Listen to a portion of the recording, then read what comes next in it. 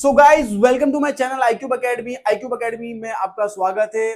So guys आज हम physics का बेसिक चैप्टर जो सबसे मोस्ट इंपॉर्टेंट चैप्टर है यूनिट एंड इट्स मेजरमेंट आज हम लोग स्टार्ट करेंगे और इसे हम लोग कोशिश करेंगे हमारा हाफ एन आवर्स के अंदर वन शॉट ये कंप्लीट हो जाए, बेसिक से लेकर सारे की सारी चीजें इसमें आ जाए। ओके सो गाइज शुरू करते। सो गाइज सबसे पहले आपको ध्यान से समझना है कि व्हाट इज फिजिक्स। फिजिक्स क्या होता है? Physics is a branch of science, जो साइंस का एक ब्रांच है जो आपने 10th स्टैंडर्ड में पढ़ा हुआ है। इलेक्ट्रिक करंट है, ग्रेविटेशन है और रिफ्लेक्शन ऑफ लाइट है, रे ऑप्टिक्स है ना। आपने केमिस्ट्री के भी कुछ साइंस वन में चैप्टर्स पढ़े थे, ये मैं फिजिक्स की बात कर रहा हूँ। ओके तो फिजिक्स एक साइंस का ब्रांच है गाइस जो डील करता है मोशन में, इलेक्ट्रिक करंट में और डील करता है थर्मोडायनेमिक्स यानी हीट के अंदर। हीट भी चैप्टर था आप लोगों को 10th स्टैंडर्ड के अंदर। और डील करता है क्वांटम फिजिक्स के अंदर और डील करता है हमारा सेमीकंडक्टर के अंदर। ओके ये सारी चीजों पे और भी चीजें उन सब पे डील करता है। फिजिक्स है क्या गाइस? जो हम डे टू डे लाइफ में देख रहे हैं वो सब क्या है? फिजिक्स है। हम डे टू डे लाइफ हमारी इलेक्ट्रिसिटी हम जो यूज कर रहे हैं फिजिक्स है। ओके हम कुकिंग कर रहे हैं हीट फिजिक्स है। ओके हम चल रहे फिजिक्स है।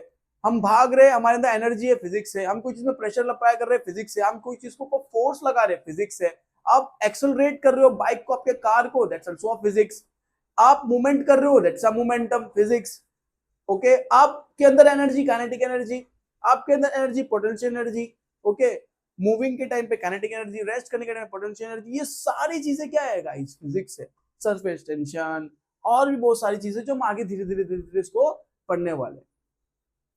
ओके तो वो फिजिक्स के अंदर गाइस ये सारी चीजें के अंदर जो बेसिक चीज है वो क्या है? हम कोई भी चीज कैलकुलेट करते हैं, मेजरमेंट करते हैं, है ना। मिसाल के तौर पे आपकी मम्मी ने कहा कि भाई ये जो है खाना उसके अंदर आप 3 डाल दो, तो मम्मी आपसे कहेगी भाई 3, आप पूछोगे मम्मी 3 क्या? 3 चम्मच?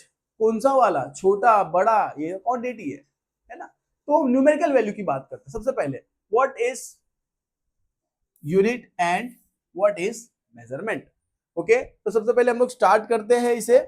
ओके चले now what is measurement?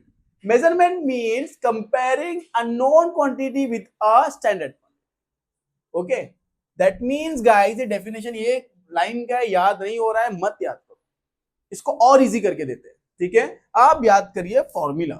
Measurement क्या है? Numerical value plus unit. चलिए समझते हैं। ओके मान लीजिए आपकी किसी फ्रेंड को उसको बुखार है, आप डॉक्टर के पास गए, उसको लेकर डॉक्टर कह रहा है कि भाई इसको 212 है, 212। तो आपको 212 डिग्री सेल्सियस, तो डॉक्टर के नहीं 212 फ़ारेनहाइट है, दैट मींस 100 डिग्री सेल्सियस। तो अगर डॉक्टर आपको कहता है भाई इसको बुखार है, इतना इतना बुखार है, तो बात समझ में नहीं आती।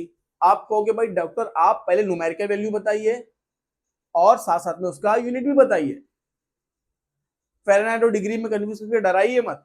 या आप दुकानदार के पास गए, दुकानदार से कहा कि भाई मुझे सामान चाहिए, भाई इतना इतना किलो दे दो। अब अगर आपको शक्कर चाहिए, शुगर चाहिए, जो भी चीज चाहिए, आप बोलेंगे डॉक्टर दुकानदार से भाई इतना इतना किलो, तो इतना इतना दुकानदार क्या कहेगा? भाई कितना और कितना? अब स्पेसिफाई करो सबसे पहले न्यूमेरिकल वैल्यू कितना, 3 4 5, 3 2, ये स्पेसिफाई करो। साथ साथ में दुकानदार कहेगा भाई और साथ में ये स्पेसिफाई करो केजी में चाहिए, ग्राम में चाहिए, है ना। ये सारी चीजें दुकानदार आपसे चाहिए। या फिर आप कहीं पे निकले हुए हो, गूगल मैप लगा के गूगल मैप वाला बोल रहा है 5 अवे, डेस्टिनेशन पहुंचने में आपका 5 अवे, तो आप उससे वहां पर आपको कंफ्यूजन होगा। ठीक है और वहां पर हम सोचेंगे भाई 5 अवे क्या बता रहा है? 5 किलोमीटर अवे, 5 मीटर अवे या 5 माइल्स अवे? अगेन चाहिए न्यूमेरिकल वैल्यू के साथ साथ में यूनिट। मतलब न्यूमेरिकल खाली वैल्यू रहेगा तो भी काम नहीं चलेगा और खाली यूनिट रहेगा तो भी काम नहीं चलेगा। तो हमें इस चीज को मेजरमेंट, अगर किसी ने पूछा व्हाट इज मेजरमेंट, ओके तो खाली फॉर्मूला, अगर आपको डेफिनेशन याद करना है, डेफिनेशन कैसे याद करना है? Measurement is defined as sum of, क्योंकि गाइस आपको पता है जब प्लस होता है तो हम लोग लिखते हैं सम, 10th में सिखाया, 9th में सिखाया हमने। जब माइनस होता है तो हम लोग लिखते हैं डिफर, जब मल्टीप्लाई होता है तो हम लोग लिखते हैं प्रोडक्ट। ओके एंड जब डिवाइड आता है तो हम लोग लिखते हैं विद रिस्पेक्ट टू या divide by upon. Okay so guys अगर हम लोग बोलते हैं व्हाट इज मेजरमेंट, तो measurement is defined as the sum of numerical value and unit. Simple, measurement is defined as sum of numerical value plus unit. कि कोई भी चीज को मेजर करने के लिए हमें न्यूमेरिकल वैल्यू चाहिए और साथ साथ में उसका यूनिट भी होना चाहिए। ओके, जो एग्जांपल्स मैंने अभी आपके सामने रखे हुए हैं। ओके, और भी एग्जांपल्स हमारे डे टू डे लाइफ में हम लोग यूज करते हैं। Measuring milk in litre, litre में मेजर करते हैं। Checking your weight on a weighing machine. Okay, measuring class length using a tape. Okay, तो हम जब मेजर करते हैं, हम लोग क्लास लेंथ अगर हमने मेजर किया तो हम दिखाएंगे भाई इतना मीटर है। ओके, या फिर इतना, या समझो 0.5, 0.8 या 0.7 किलोमीटर है, जो भी रहेगा। ओके, ग्राउंड है, जो भी चीज हम मेजर करेंगे। ओके, तो हम लोग उसका न्यूमेरिकल वैल्यू प्लस यूनिट लिखेंगे।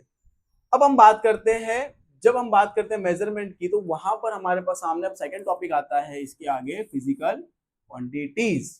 What is physical quantities? Okay, तो फिजिकल क्वांटिटी क्या है गाइस? फिजिकल क्वांटिटीज है are quantities that can be measured. वो क्वांटिटी जो हम मेजर कर सकते हैं, कैलकुलेट कर सकते हैं। कोई भी चीज, सारी जो भी क्वांटिटीज है वो फिजिकल क्वांटिटी में आती है। अब फिजिकल क्वांटिटी कितनी इसमें डिवाइडेड है? सब डिवाइडेड बाय टू थिंग्स, एक fundamental quantity and another is derived quantity. What is fundamental quantity? Okay guys, confuse नहीं होना, समझिए। फंडामेंटल क्वांटिटी क्या है? वो क्वांटिटी जो किसी पे भी डिपेंड नहीं है।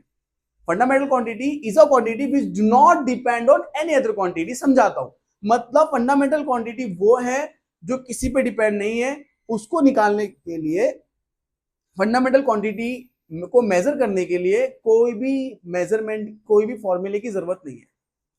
ओके, तो आपको सिंपली याद करना फंडामेंटल क्वांटिटी क्या है, जिसको मेजर करने के लिए कोई भी फॉर्मूला नहीं लगाना हो। ओके ओके, जैसे कि अभी फिजिकल क्वांटिटी के ऊपर लिखा हुआ length of time, time taken to reach a school, mass of a school bag. Okay, लेकिन मैं फंडामेंटल क्वांटिटी, फिजिकल क्वांटिटी सब divided by two things, that is fundamental and derived. Okay, fundamental quantity मैंने guys अभी आपको बताया, fundamental quantity जो किसी पे भी डिपेंड नहीं होती, जिसको निकालने के लिए हमें कोई फॉर्मूला लगाने की जरूरत नहीं। लेकिन एग्जांपल है यहाँ पर हमारा लेंथ, मास, टाइम। लेंथ को हम लोग मेजर किस में करते हैं? मीटर में। मास को करते हैं हम लोग किलोग्राम और केजी में, और टाइम को हम लोग करते हैं सेकंड के अंदर। ओके, अगर मैंने आपको बोला कि इसका लेंथ निकालो, ठीक है, थोड़ा देर के लिए समझिए। इसको लेंथ निकालने के लिए मैंने कहा आप कोई फॉर्मूला नहीं लगाएंगे, आप डायरेक्टली इसका लेंथ निकालेंगे मेजर टेप से। मुझे बता दो कि सर इतना लेंथ है। आपको मैंने बोला मास निकालो, आप मास बता देंगे। आपको मैंने बोला टाइम निकालो, आप टाइम फौरन बता देंगे। ओके सर इतना इतना, आपको ऐसा तो करना नहीं पड़ेगा कि टाइम, ओके सर रुको मुझे भी फॉर्मूला लगाना पड़ेगा, नहीं।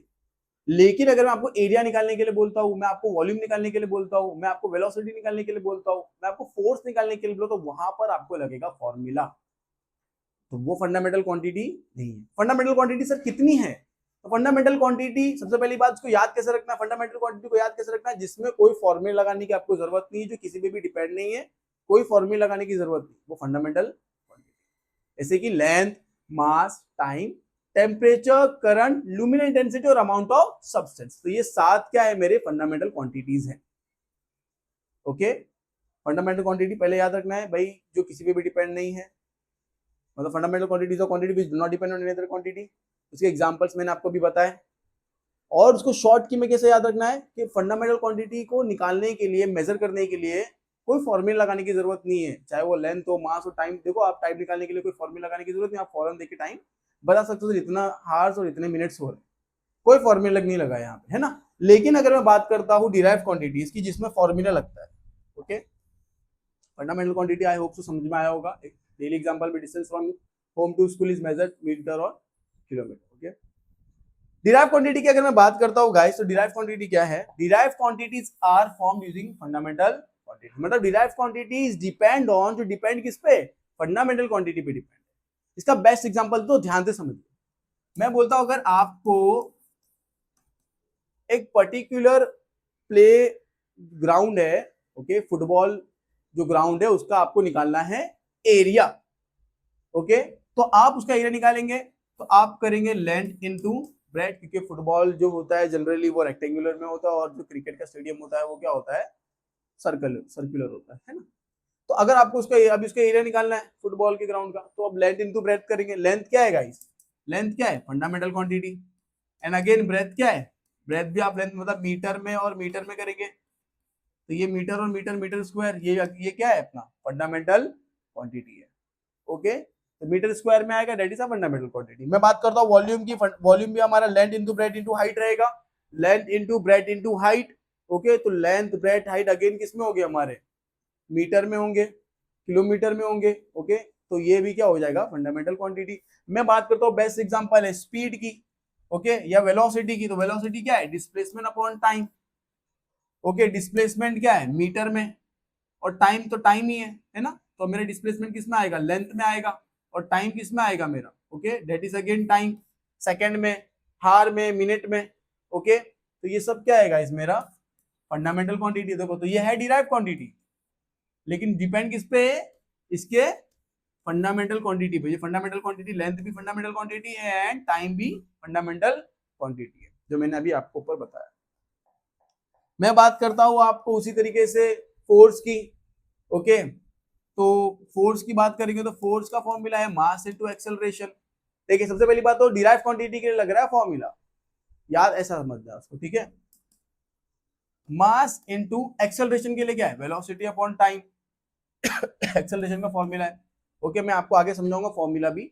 Okay, now mass into velocity क्या, डिस्प्लेसमेंट अपॉन टाइम। वेलोसिटी की जगह पे मैं लिख सकता हूँ डिस्प्लेसमेंट अपॉन टाइम, इस वेलोसिटी की जगह पे मैं डिस्प्लेसमेंट अपॉन टाइम लिख सकता हूँ।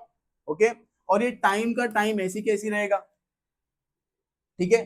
तो क्या हो जाएगा, mass into displacement upon time का स्क्वायर। नाउ चलो चेक करते हैं। ये देखिए, ये फोर्थ डिराइव्ड क्वांटिटी था, लेकिन ये अब जो है ना, ये सारी फंडामेंटल क्वांटिटीज पे डिपेंड, कि ये निकलेगा सारा तो ही मैं इस फोर्स को निकाल सकता हूं, कैलकुलेट करने के लिए, मेजर करने के लिए। कैसे, मास क्या है, length mass time, fundamental quantity. Mass क्या है, बोलो, फंडामेंटल क्वांटिटी। ये भी क्या है, लेंथ। डिस्प्लेसमेंट किसमें मेजर करेंगे, लेंथ में, क्या है, फंडामेंटल क्वांटिटी। ये क्या है, टाइम, टाइम भी क्या, अगेन फंडामेंटल क्वांटिटी, राइट। तो देखिए, ये डिराइव क्वांटिटी थी फोर्स, लेकिन इसको निकालने के लिए ये क्या लग रही है मेरी, फंडामेंटल क्वांटिटी लग रही है। ओके, अभी हम हर एक डिराइव क्वांटिटी को समझेंगे कि फोर्स को कैसे याद करना है, इसके फॉर्मूले को भी समझेंगे गाइस, कुछ भी रट्टा नहीं मारेंगे। लेकिन फिलहाल तौर पे हम ये टॉपिक को समझ रहे हैं, उसके बाद हम इसके सब टॉपिक्स को समझेंगे। ओके, चले, तो ये चीज समझ में आ गई कि डिराइव क्वांटिटी सर जिसमें लगेगा फॉर्मूला, फंडामेंटल क्वांटिटी जिसमें कोई फॉर्मूला लगाने की जरूरत नहीं, डायरेक्ट निकाल सकते हैं। फंडामेंटल क्वांटिटी सर आपने 7 बताई, length, mass, time, temperature, current, ल्यूमिनेट intensity और अमाउंट ऑफ सब्सटेंस। इसके अलावा जितनी भी जो भी चीज रहेगी, जो भी चीज आपको दिखेगा, चाहे वो सस्पेंड टेंशन हो, हुक हो, टेंसाइल हो, ओके, ये सब जो स्ट्रेस हो, ये सब चीज क्या रहेगी, ये 7 के अलावा सब होगी डिराइव क्वांटिटी, जो डिपेंड करेगी फंडामेंटल क्वांटिटी। इस चीज को दिमाग में रखिएगा, ओके, जिसमें लगेगा फॉर्मूला, और फॉर्मूला में फंडामेंटल क्वांटिटी आएगी ही आएगी। ओके, क्योंकि वो उस पर डिपेंड है। ओके, एग्जांपल है यहाँ पर आपके सामने। मैं बात करता हूँ गाइस, अब हमारा नेक्स्ट टॉपिक है SI unit. SI unit, system international D units. Okay, तो ये एसआई यूनिट क्या है, ओके गाइस। तो पेरिस के अंदर जनरल कॉन्फ्रेंस बैठी थी, जिसके अंदर जो है ना सारी जो कंट्रीज थी वो मर्ज थी, और उन्होंने डिसाइड किया कि हम जो ट्रेडिंग करेंगे, हम जो बिजनेस का इंपोर्ट एक्सपोर्ट करेंगे, एक ऐसा एक सिस्टम इंटरनेशनल यूनिट रखते हैं जो सारी इंटरनेशनली क्या हो, वो जो है ना ट्रेडिंग के लिए आसानी हो, ओके, कंफर्म्ड हो। ओके, तो वहां पर तय हुआ हमारा लेंथ मास टाइम वाला, सेंटीमीटर ग्राम सेकंड वाला, और तय हुआ फुट पाउंड सेकंड वाला। तो ब्रिटिश कंट्री ने एफपीएस ले लिया, और बाकी जो कंट्रीज है, मतलब हमारी इंडिया और बाकी जो एशिया कंट्रीज है, उन्होंने क्या किया, लेंथ मास टाइम वाले इसको और सेंटीमीटर ग्राम सेकंड वाले को लेके चला। ओके, तो एग्जांपल देते हैं हम लोग, length mass time, that is LMT, ठीक है गाइस। ओके, तो अब बात करेंगे पेट्रोल। तो पेट्रोल मेजर्ड होता है लीटर में एवरीवेयर फ्रॉम स्टैंडर्ड यूनिट्स, और पेट्रोल लीटर में ही मिलेगा आपको हर जगह पे, हर जगह पे आप कहीं भी जाओ आपको पेट्रोल, आप यहाँ हो, आप गए भूटान में, लीटर में, आप गए बांग्लादेश, लीटर में। ओके, तो हर जगह पे पेट्रोल लीटर में ही है, सऊदी अरेबिया एंड वगैरह वगैरह, ठीक है। तो सिस्टम इंटरनेशनल यूनिट समझ में आया होगा, I hope so. Now prefix, prefix क्या होता है? Help to express very large और वेरी स्मॉल वैल्यूज इजीली। ठीक है, मिसाल के तौर पे एग्जांपल से समझते हैं गाइस। जैसे कि अगर मैं बोलता हूं 1 kg इज इक्वल टू 1000 ग्राम, मैं इसको कैसे लिख सकता हूं गाइस? 1 इंटू 10⁻³ ग्राम, 1 इंटू 10⁻³ ग्राम।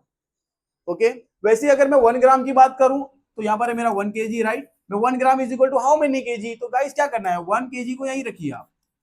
अभी 10⁻³ मल्टीप्लाई में उधर जाएगा तो क्या होगा? डिवाइड में, डिवाइड बाय 10⁻³। केजी तो अपनी जगह पे ही था यहाँ पे, ठीक है, केजी अपने जगह पे ही है, ठीक है।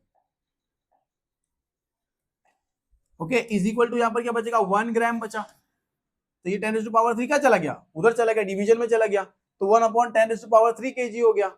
ओके, अब 1/10⁻³ ये ऊपर जाएगा तो क्या हो जाएगा? 10⁻³ तो 1 इंटू 10⁻³ इज इक्वल टू 1 ग्राम। तो मैं बोल सकता हूँ कि 1 ग्राम जो होता है वो क्या होता है? 1 इंटू 10⁻³ kg होता है। क्या होता है गाइस? 1 इंटू 10⁻³ kg, kg का kg यहाँ पर, समझ में आया?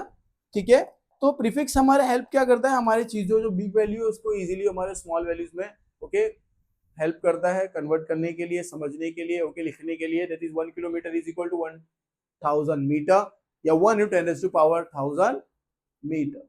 ठीक है, now next topic significant figure.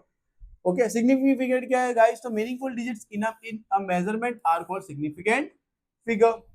Example देखो 2.34, इसमें सिग्निफिकेंट फिगर कितने हैं? मीनिंगफुल 2.34। एग्जांपल अगर मैं बोलूं, अगर भाई यहां पर मैं लिखा हूं 65, ओके, और आगे मैं लिख रहा हूं केजी, तो ये समझ में आ रहा है कि ये 65 जो है ये आपका क्या ऐसा सिग्निफिकेंट फिगर है। समझ में मेरी बात आ रही? लेकिन अगर मैं लिखता हूं 65.00 केजी, तो आप बोलोगे सर आपका सिग्निफिकेंट फिगर फिर भी यहाँ पर 65 ही होगा, पॉइंट जीरो के पॉइंट के बाद जो जीरो है ये मीनिंगफुल सिग्निफिकेंट फिगर नहीं है गाइस।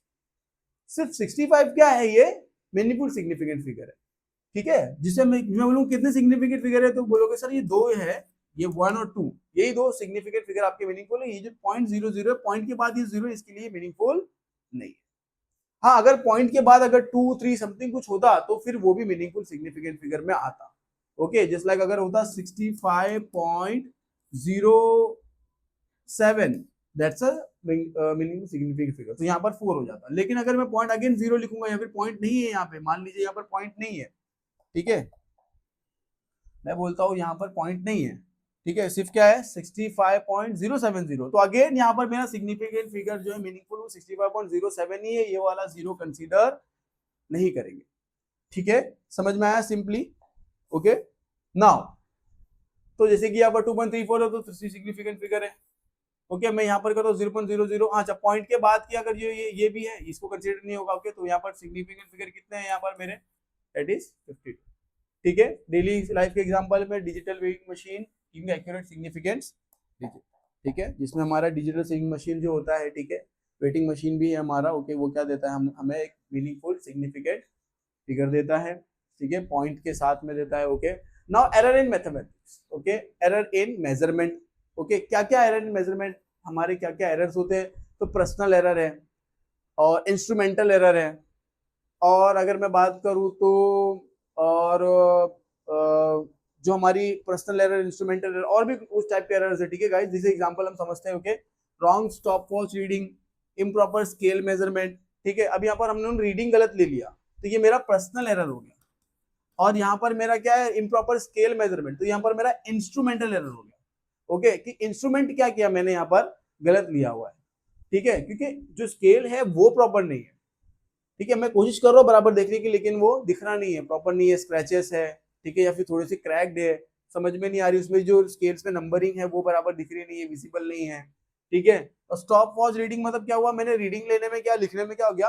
गलती हो गई है, ठीक है। तो ये क्या हो जाता है? मेरा एरर्स में आ जाता है, ठीक है। तो कुछ एरर मेरे होते हैं पर्सनल, जो मेरी पर्सनली गलती से हुई, और कुछ इम्प्रॉपर स्केल मेजरमेंट या फिर तो वो इंस्ट्रूमेंटल एरर हो गया। ओके, और एक होता है technical error. Okay, means guys instrument भी सही है, आपकी रीडिंग भी सही है, लेकिन आपकी टेक्निक ही गलत है, वो चीज से मेजर ही नहीं वाला वो इंस्ट्रूमेंट से, और आप वो इंस्ट्रूमेंट यूज कर रहे हो जिस चीज से वो मेजर, वो चीज वो इंस्ट्रूमेंट वहां पर काम नहीं हो रहा है, वहां पर वो काम नहीं देगा। ठीक है, तो वो हो जाता है मेरा इंस्ट्रूमेंटल या टेक्निकल एरर। ठीक है, चले डेली लाइफ एग्जांपल के अंदर मैं बात करूं तो क्रैक रूलर में शोन इनकरेक्ट मेजरमेंट। ठीक है, ये मेरा एरर में आ जाएगा। ओके, एरर तो सिंपल ही है गाइस। ओके, आप टेक्स्ट बुक में इसके कुछ थ्योरीज है, आप इन शॉर्ट भी रीड करेंगे तो समझ जाएगा, और मैंने आपको शॉर्ट में समझाया हुआ है। ठीक है, पर्सनल एरर भी मैंने बताया, जो पर्सनली जो हमारी गलती होगी उससे होगा। और मैंने आपको बताया जो इंस्ट्रूमेंटल एरर है कि इंस्ट्रूमेंटल की गलती, मतलब कुछ गलत इंस्ट्रूमेंट आपने ले लिया है जो मतलब बराबर नहीं है, खराब है। ठीक है, वैसा कोई इंस्ट्रूमेंट ले लिया है। ठीक है, या फिर अगर हम बात करें जो टेक्निकल एरर, मैंने बताया कि टेक्निक ही आप गलत यूज कर रहे हो, या फिर वो इंस्ट्रूमेंट भी सही है, आप इसको गलत तरीके से इस्तेमाल कर रहे हो, आपकी टेक्निक बराबर नहीं है उसको करने की। ओके, ऐसा होता है ना कि यार इसको ऐसा नहीं ऐसे चलाते हैं। ठीक है, वो चीज सही है लेकिन चलाना नहीं आ रहा है तुझे, है ना, तो वो टेक्निकल एरर हो रहा है, तभी वो चीज बराबर से वर्क नहीं कर रही है। समझ में मेरी बात आई? ठीक है, अभी हम लोग आते हैं एक्यूरेसी और प्रिसिशन पे। नाउ एक्यूरेसी क्या है? Near to actual value. Accuracy क्या है? Near to actual value. मान लीजिए कि यहाँ पर 20 मीटर पे मेजरमेंट कर रहा था मैं, ओके, एक लेंथ का, लेकिन वो 20 मीटर नहीं आ रहा है, मेरा आ रहा है 19.98, कभी आ रहा है 19.95, कभी आ रहा है 19.93। ठीक है, तो ये क्या है मेरा? ये नियर टू एक्यूरेट है। क्या है ये मेरा गाइस? नियर टू एक्यूरेट है। आना चाहिए था 20 मीटर, लेकिन आ रहा है 19.9 है, 19.9, 19.93, तो ये क्या है मेरा? एक्यूरेसी आ रहा है। ठीक है, तो ये क्या है? Near to accurate. प्रिसीजन में क्या आ जाएगा? Repeated measured are close to each other. जो भी मैं रिपीटेड मेजर कर रहा हूं, देखो मैंने रिपीट किया, 20 मीटर के लिए मैंने 19.98 किया फर्स्ट टाइम, सेकेंड टाइम मैंने क्या किया? 19.95 आया, जब थर्ड टाइम मैंने किया तो क्या 19.93 आ रहा है। ठीक है ना, थोड़ा पॉइंट में डिफरेंस आ रहा है। ठीक है ना, तो ये क्या है? मेरा रिपीटेड मेजर है। अब मैं इसका एवरेज निकालूंगा। एवरेज कैसे निकालूंगा? एवरेज निकालने के लिए क्या करूंगा? तीनों को क्या करेंगे? प्लस करेंगे। अब 3 था ना, तो तीनों को प्लस करके डिवाइड बाय किसे करेंगे? 3 से करेंगे। अगर चौथा होता एरर में तो डिवाइड बाय 4 करते, सबको प्लस करते, इन सबको प्लस करेंगे, डिवाइड बाय 3। अगर 4 रहे तो डिवाइड बाय 4। ठीक है, सिंपल है। ओके, नाउ इसका एग्जांपल भी देखो, digital clock gives more precise time than a wall clock. ठीक है, नाउ डायमेंशन की बात करें गाइस। ठीक है, तो डायमेंशन के अंदर हम लोग बोलेंगे dimension represent physical quantity using power of fundamental quantity. ठीक है, ध्यान से समझिए, इंपॉर्टेंट टॉपिक है। ठीक है, इसको समझने वाला टॉपिक है बहुत ज्यादा, और आपको आगे बहुत काम आने वाला है। ठीक है, आपको 11th 12th में तो ठीक है, आप इंजीनियरिंग करोगे, इंजीनियरिंग में भी डायमेंशन का काम आता है, क्योंकि डायमेंशन फॉर्मूले को वेरीफाई करने के लिए काम आता है। ध्यान से समझिए। ठीक है, तो डायमेंशन की बात करूं तो हो जाएगा लेंथ, मास, टाइम। जनरली आपको ये 3 ही रखना है, आगे जब जाएंगे तो आपको और भी आएंगे यूनिट, जो फंडामेंटल क्वांटिटीज की यूनिट है वो आगे आपको आएगा। अगर करंट आया तो आपको करंट के लिए आई लिख देना है। ठीक है, यहाँ पर जनरली। ठीक है, तो समझते हैं डायमेंशन क्या रिप्रेजेंट करता है? Physical quantities. ठीक है, वो सारी फिजिकल क्वांटिटीज, ठीक है, जो पावर रेज करती है किसके लिए? Fundamental quantities. अगर मैं लेंथ की बात करूंगा तो लेंथ का डायमेंशन हमेशा LMT, ये सब चीज के, तो लेंथ की बात करूंगा तो होगा L1 M0 T0, जो भी रहेगा फंडामेंटल क्वांटिटी का वो रहेगा 0।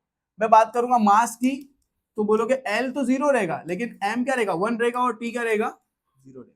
मैं बात करता हूं टाइम की, तो टाइम यहाँ पर एक ही है, तो ये क्या रहेगा? L 0 रहेगा, M 0 रहेगा, और T क्या रहेगा? 1 रहेगा। यहाँ पर T आ जाएगा 1। ठीक है गाइस, समझ में आ रही चीज? ठीक है, लेकिन अगर मैं बात करता हूँ गाइस, क्योंकि सारी फिजिकल क्वांटिटीज बोल रहे हैं ना यहाँ पे, ठीक है, जो भी फिजिकल क्वांटिटीज है वो फंडामेंटल क्वांटिटीज की पावर पे रेज होगा, मतलब LMT के फॉर्म में रेज। तो मैं बात करता हूँ वेलोसिटी की। वेलोसिटी का ये डायमेंशन कैसे आया?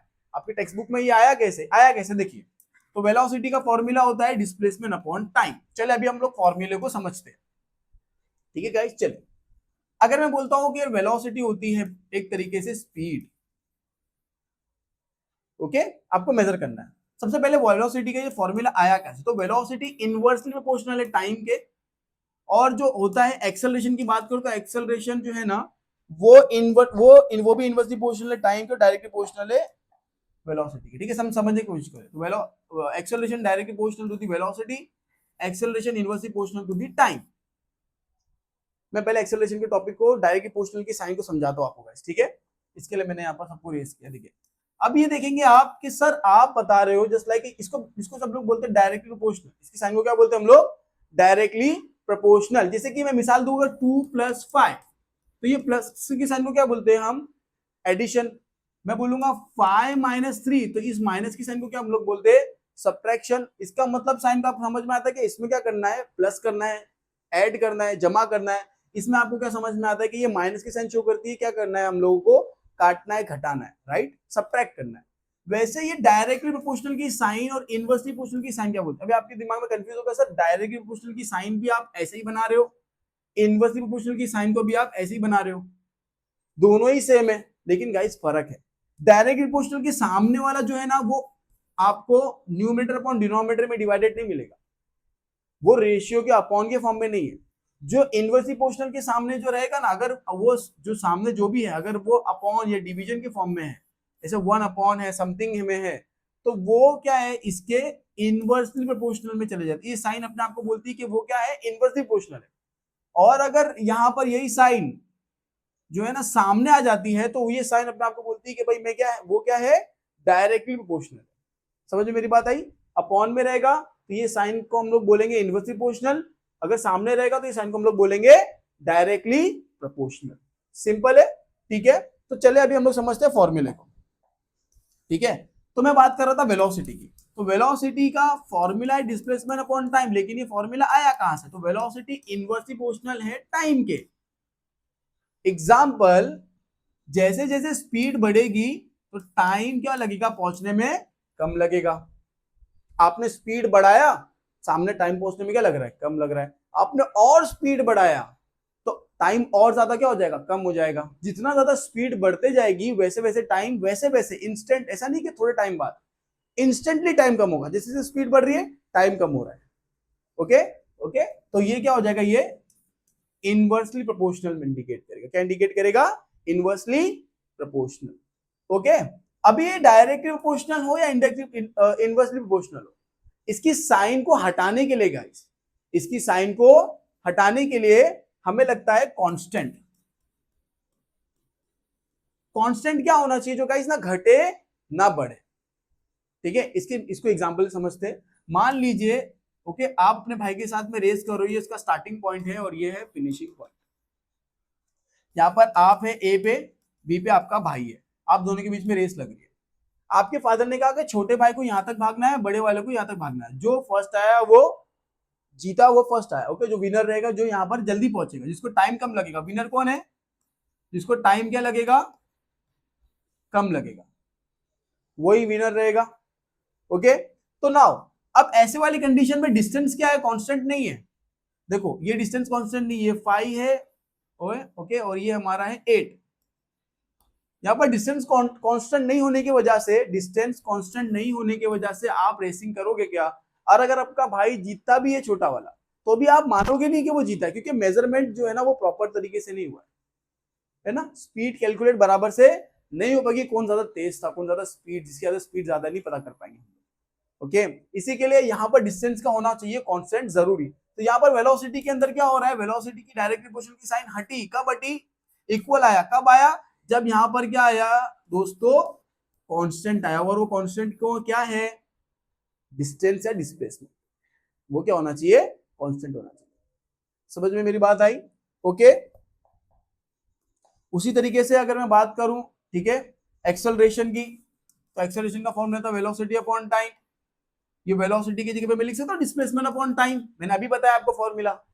ओके, और ये टाइम तो किसका है? एक्सेलरेशन का ही है। इसको तो मैंने ऐसे कैसे लिख दिया, वेलोसिटी की जगह पे मैंने क्या लिख दिया? Displacement upon time. ठीक है, नाउ डिस्प्लेसमेंट अपॉन ये टाइम, और टाइम क्या हो जाएगा? टाइम का स्क्वायर। टाइम और टाइम टाइम का स्क्वायर हो जाएगा आपस में मिलके, है ना। नाउ तो यहां पर क्या हो जाएगा तुम्हारा? डिस्प्लेसमेंट के लिए L1 और LMT लिखते हैं हम लोग डायमेंशन में, LMT। तो मास तो है ही नहीं, तो M 0 हो जाएगा, और T ये नीचे 2 है, ये ऊपर जाएगा तो क्या हो जाएगा? -2। तो यहाँ पर T⁻²। तो देखो यहाँ पर इसका डायमेंशन L1 है, कुछ नहीं मतलब ऊपर 1 रहेगा, M1 और T⁻² क्या है यहाँ पर? -2। ओके, यहाँ पर माइनस है गाइस, ये कंफ्यूज मत होना, ठीक है। ओके, अगर मैं एक्सेलरेशन को अगर आपको एक्सप्लेन करूं, तो एक्सेलरेशन मैंने बताया directly proportional to the velocity, और acceleration inversely proportional to the time. ध्यान से समझ, जैसे जैसे एक्सेलरेशन बढ़ाएंगे हम लोग, आपकी स्कूटी है, बाइक है, जैसे जैसे एक्सेलरेट ज्यादा देंगे स्पीड क्या होती है, बढ़ती है। और जैसे जैसे एक्सेलरेशन बढ़ेगा स्पीड बढ़ते जाएगी और टाइम क्या होगा गाइस, कम होने लगेगा। जैसे जैसे एक्सेलरेशन बढ़ रहा है, स्पीड बढ़ रही है और टाइम क्या हो रहा है, बोलो, कम हो रहा है। तो acceleration direct proportional to the velocity, acceleration direct proportional to the velocity और inversely proportional to the time. अब यहां पर इक्वल कब लगेगा guys, acceleration is equal to कब लगेगा, ये प्रोपोर्शनल की साइड कब बढ़ेगी, जब कांस्टेंट लगेगा। अब ये बोलोगे सर एक्सेलरेशन का फॉर्मूला तो वेलोसिटी अपॉन टाइम है, तो इसमें तो कोई कांस्टेंट ही नहीं है वेलोसिटी के अंदर जो डिस्प्लेसमेंट अपॉन टाइम है ना, ये डिस्प्लेसमेंट है ना यहां वाला, ये क्या है, कांस्टेंट है। ये क्या है, कांस्टेंट है जो इसको बैलेंस कर रहा है, जो दोनों को बैलेंस कर रहा है। तो हमेशा डायरेक्ट प्रोपोर्शनल की साइन और इनवर्स प्रोपोर्शनल की साइन को हटाने के लिए क्या लगता है, एक कांस्टेंट लगता ही है। ओके, और मैंने अभी आपको एक्सेलरेशन भी एक्सप्लेन किया और वेलोसिटी भी एक्सप्लेन किया। ओके, कि किस तरीके से डायरेक्ट प्रोपोर्शनल है, किस तरीके से इनवर्स प्रोपोर्शनल है। ओके, फॉर्मूला आपको कैसे याद रखना है, एक्सेलरेशन का फॉर्मूला तो वेलोसिटी अपॉन टाइम। ओके, और यहाँ पर वेलोसिटी क्या रहता है, डिस्प्लेसमेंट अपॉन टाइम। ठीक है, क्योंकि आप कोई भी स्पीड को मेजर करने के लिए आपको डिस्टेंस का होना जरूरी है, क्योंकि फंडामेंटल क्वांटिटी है, और टाइम का होना जरूरी है, क्योंकि फंडामेंटल क्वांटिटी है। एक्सेलरेशन को मेजर करना है आपको, तो आपको स्पीड, आप जैसे एक्सेलरेट करोगे तो स्पीड बढ़ेगी। अगेन स्पीड क्या है, displacement upon time, fundamental quantity, और divide by time, again fundamental quantity. Okay, तो एक्सेलरेशन और स्पीड कैसे याद रखें। अगर मैं बात करता हूँ गाइस फोर्स की, फोर्स का फॉर्मूला होता है मास इनटू एक्सेलरेशन। फोर्स का फॉर्मूला है mass into acceleration. Now mass है, ऐसे कैसे लिखेंगे, फंडामेंटल क्वांटिटी है। एक्सेलरेशन क्या है guys, velocity upon time. Okay, now mass into velocity upon time, velocity की जगह पर मैं लिख सकता हूं डिस्प्लेसमेंट अपॉन टाइम, वेलोसिटी की जगह पर मैं लिख सकता हूं डिस्प्लेसमेंट अपॉन टाइम। तो मास इनटू, और ये टाइम तो अपना ऐसी कैसी है, तो क्या हो जाएगा, डिस्प्लेसमेंट अपॉन टाइम का स्क्वायर, जस्ट लाइक एक्सेलरेशन। अगर मैं इसका निकालूंगा डायमेंशन, तो एल एम टी, मुझे बताओ गाइस क्या क्या निकला, देखो m1, ये मास 1 है, डिस्प्लेसमेंट मतलब एल, लेंथ से मेजर करेंगे, डिस्प्लेसमेंट को मेजर किससे करेंगे, डिस्टेंस को डिस्प्लेसमेंट को लेंथ से, तो एल भी 1 हो गया, और टी नीचे 2 है, ऊपर जाएगा तो -2, तो यहाँ पर क्या आ जाएगा, तो जो मेरी बात आ रही है, यहाँ पर क्या आएगा गाइस, -2। और एक्सेलरेशन के अंदर क्या आएगा, एक्सेलरेशन के अंदर क्या होगा, एक्सेलरेशन के अंदर अगर बात करो तो यही है मेरा एक्सेलरेशन का। ओके, एक्सेलरेशन का तो यही है, देखो यही से हम लोगों ने निकाला है, तो क्या हो जाएगा L1 m0 और t माइनस, नहीं सॉरी t -2। ओके, यहाँ पर 2 है ना, डाउट है इसके अंदर, सिंपल है। ठीक है, आगे बढ़े। ठीक है, तो daily life example using checking formula and physical quantities. ठीक है, तो हमारे फिजिकल एंड इंजीनियरिंग में यूज होता है। ठीक है, इंपॉर्टेंट एसआई यूनिट्स टेबल की बात करें, यहाँ पर देखो लेंथ के लिए मीटर और उसका सिंबल होता है एम, मास के लिए किलोग्राम, सिंबल होता है केजी, टाइम के लिए होता है सेकंड, सिंबल होता है एस, टेम्परेचर की होता है केल्विन, सिंबल होता है के, और डिग्री सेल्सियस भी होता है। ठीक है, ओके, कैसा इसके एग्जांपल्स आपके दिए हुए हैं यहाँ पर। ठीक है, बॉडी टेम्परेचर, टाइम एनर्जी। चलो नाउ क्विक रिवीजन करते हैं गाइस। हम लोग ने क्या किया, मेजरमेंट पढ़ा, measurement is equal to numerical value plus unit. SI unit हम लोगों ने पढ़ा, SI unit is world wide fundamental quantities, जो बेस होती है। ठीक है, और जो किसी पे भी डिपेंड नहीं होती है, बेसिक क्वांटिटीज होती है। ओके, और हम लोगों ने पढ़ा डिराइव क्वांटिटी, जो फंडामेंटल क्वांटिटी पे डिपेंड होती है। ठीक है, और हम लोग ने पढ़ा सिग्निफिकेंट फिगर, और हम लोगों ने पढ़ा dimension have to verify formula. Okay guys, ठीक है, और फंडामेंटल क्वांटिटीज की अंदर आपके टेक्स्ट बुक में और भी कुछ चीजें हैं, मैं आपको यहाँ पर एक्सप्लेन करता हूँ, ध्यान से समझिए। ठीक है, ठीक है, तो मैंने बताया आपको वेलोसिटी, मैंने बताया आपको एक्सेलरेशन एक्सप्लेन किया, डायमेंशन एक्सप्लेन किया। ठीक है, वेलोसिटी के अगर डायमेंशन निकालने के लिए बोलेगा तो क्या है, डिस्प्लेसमेंट अपॉन टाइम है। ओके, डिस्प्लेसमेंट के लिए एल एम टी, डायमेंशन कैसे निकालेंगे इसका, तो क्या बोलोगे L1, मास तो है ही नहीं, और टाइम यहाँ पर नीचे 1 है, ऊपर जाएगा तो क्या हो जाएगा, -1 हो जाएगा, तो ये डायमेंशन निकल गया इसका। तो इसका डायमेंशन हम लोग लिख सकते हैं यहाँ पर L1 और T माइनस। ठीक है। अच्छा, इसका यूनिट क्या लिखेंगे गाइस? इसका यूनिट क्या लिखेंगे? तो मैंने बताया लेंथ को हम लोग लेते हैं मीटर और टाइम किस में लेंगे हम लोग? पर सेकेंड। इसको अपॉन में है ना, इसके लिए यहाँ पर मैंने अपॉन किया, और टाइम किस में होता है? सेकेंड में, तो हमने लिख दिया एस। तो इसका होगा वेलोसिटी का यूनिट मीटर पर सेकेंड। ठीक है, इसके फॉर्मूले से। अभी मैं बात करता हूँ एक्सेलरेशन की, तो एक्सेलरेशन का फॉर्मूला क्या? वेलोसिटी अपॉन टाइम है। ठीक है, तो वेलोसिटी अपॉन टाइम के अंदर आ जाते हैं हम लोग। तो वेलोसिटी का फॉर्मूला क्या है? डिस्प्लेसमेंट अपॉन टाइम, और अपॉन टाइम तो इसका ये वेलोसिटी का फॉर्मूले की जगह पे मैं डिस्प्लेसमेंट अपॉन टाइम लिख सकता हूँ, और ये टाइम तो मेरा ऐसे के ऐसे ही है एक्सेलरेशन के फॉर्मूले का। Okay, now displacement upon time का स्क्वायर हो जाएगा, ये दोनों टाइम टाइम मिलके। अगर मैं इसका डायमेंशन निकालता हूँ, अभी अभी देखो ये फंडामेंटल क्वांटिटीज पे आ गया। फंडामेंटल क्वांटिटी डायमेंशन निकालने के लिए सारी फंडामेंटल क्वांटिटी चाहिए, क्योंकि डायमेंशन के अंदर खुद मैंने हमने पीडीएफ के नोट्स में आप लिखना, तो आप देखोगे समझ जाएंगे कि फंडामेंटल क्वांटिटीज ही डायमेंशन के लिए रिप्रेजेंट होती है ना, उसके पावर के रेस के लिए। ठीक है, तो मैं यहाँ पर बात करता हूँ, तो यहाँ पर डिस्टेंस क्या है? L1, मास तो है ही नहीं, 0, और टाइम क्या है? 2, ऊपर जाएगा तो माइनस, ये नीचे था इसके लिए 2, और ऊपर जाएगा तो -2 का, इसके लिए मैं यहाँ पर डायमेंशन में -2 ही लिखूंगा। समझ में आ रही गाइस मेरी बात? और एक्सेलरेशन मैंने आपको एक्सप्लेन किया। ठीक है, जैसे जैसे एक्सेलरेट करते हैं स्पीड बढ़ती है, वेलोसिटी और टाइम क्या लगता है? कम लगता है। तो एक्सेलरेशन का फॉर्मूला अगर भूल गए हो तो दिमाग में दौड़ाना उसको, ठीक है, सोचना कि क्या था फॉर्मूला। ओके, एक्सेलरेट करेंगे तो स्पीड बढ़ेगी, और स्पीड बढ़ती है तो स्पीड के साथ में रिलेशन है टाइम का। हाँ, तो ये फॉर्मूला याद आ जाएगा, एक्सेलरेशन का रिलेशन फॉर वेलोसिटी और टाइम, तो वेलोसिटी अपॉन टाइम, इतना तो याद आ ही जाएगा। ठीक है, मैं बात करता हूँ फोर्स की, तो मैंने एक्सप्लेन किया था मास इनटू एक्सेलरेशन। अभी कोई भी चीज में गाइस आप फोर्स लगा रहे हो, ठीक है, अपनी ताकत लगा रहे हो, ये मास है। ठीक है ना, समझते। फोर्स डायरेक्टली प्रोपोर्शनल है मास के, और फोर्स डायरेक्टली प्रोपोर्शनल है एक्सेलरेशन के भी। देखो अपॉन में कुछ नहीं है, मतलब अगर मेरे हाथ में कोई चीज है, ठीक है, मैं उसमें फोर्स लगा रहा हूं, इसका मास है मेरा हाथ का, ठीक है ना, ये मेरा मास अगर ज्यादा है, मैंने फोर्स लगाया, ठीक है, तो मास ज्यादा होगा तो फोर्स भी ज्यादा लगेगा। इसका मास कम होगा, छोटे बच्चे का हाथ है, इसका मास कम है हाथ का, तो फोर्स क्या लगेगा?